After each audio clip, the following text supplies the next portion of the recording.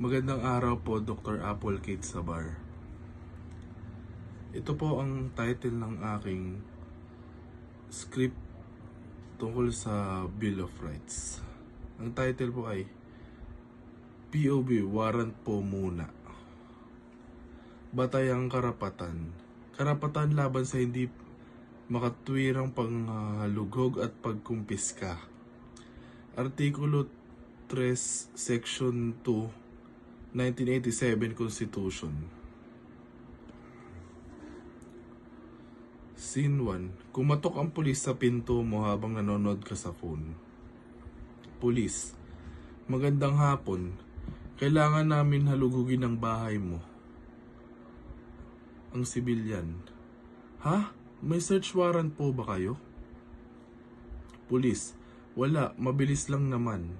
Sibilyan: wala kayong warrant? Hindi pwedeng basta-basta pumasok.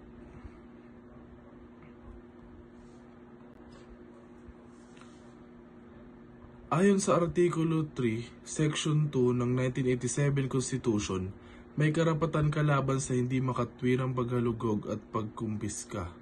Ibig sabihin, bawal pumasok ang pulis o mga lugog kung walang search warrant mula sa hukom.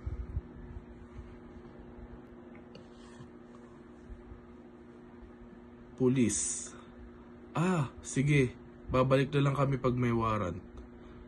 Sibilyan: tama yan, alamin ang iyong karapatan.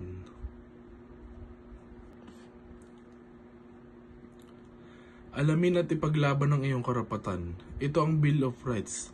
Proteksyon mo laban sa pang-aabuso. Salamat po.